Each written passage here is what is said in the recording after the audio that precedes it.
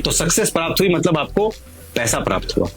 लेकिन लक्ष्मी जी का स्वभाव जो है वो चंचल है और ये ऑपरेशन के 6 स्टेप्स है। तो फर्स्ट स्टेप है आपको एक गुस्सा नहीं आने का और राइट डिसीजन लेने का, दृष्टा बनना। दृष्टा मतलब डिटैच होकर चीज को देखना, तो आपको चीजें जैसी है वैसी दिखेगी। स्टेप नंबर 2, जैसे ही आपको वैराग्य प्राप्त होगा आप अपने ज्ञान का इस्तेमाल कर पाओगे, विजडम का इस्तेमाल कर पाओगे, क्योंकि जब तक आप सिचुएशन में हो आप उस चीज को वैसे ही परसीव कर रहे हो जैसा आपका इमोशन परसीव करने पे मजबूर कर रहा है। जब आप डिटैच्ड हो गए तो आपका ब्रेन इमोशन में नहीं है, तो आपके जीवन में जितना भी ज्ञान है आप इस्तेमाल कर पाओगे। तो पहला स्टेप है वैराग्य, दूसरा स्टेप है ज्ञान, तीसरा स्टेप है श्रेय।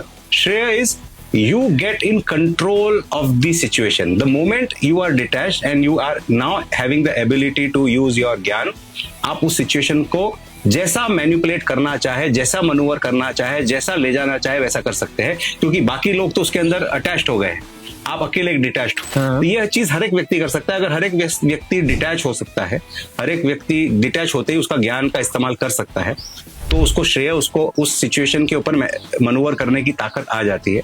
जैसे आप मनूवर कर पाते हो, स्टेप नंबर 4 आता है यश। आपको सक्सेस प्राप्त होती है, आपको विजय प्राप्त होती है। तो सक्सेस प्राप्त हुई मतलब आपको पैसा प्राप्त हुआ। लेकिन लक्ष्मी जी का स्वभाव जो है वो चंचल है, रुकती नहीं है। तो आपको लक्ष्मी जी नहीं चाहिए, आपको यथार्थ लक्ष्मी जी चाहिए जो हमेशा आपके साथ जुड़ी रहे। विष्णु जी बैठे लेटे हुए हैं और लक्ष्मी जी उनके चरणों में परमानेंटली है, तो परमानेंट लक्ष्मी चाहिए आपको यथार्थ लक्ष्मी चाहिए। तो आप अपने लाइफ के अलग अलग चैलेंजेस को ले सकते हो, मतलब हर सिचुएशन में, हर चैलेंज में आप ये स्टेप नंबर 1 2 3 4 का इस्तेमाल कर सकते हो, सिर्फ एक सिचुएशन में नहीं।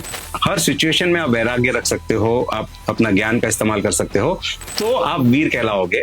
और अगर आप वीर रहे तो आपको स्टेप नंबर 6 लक्ष्मी जी प्राप्त होगी जो आपके साथ सदैव रहेगी।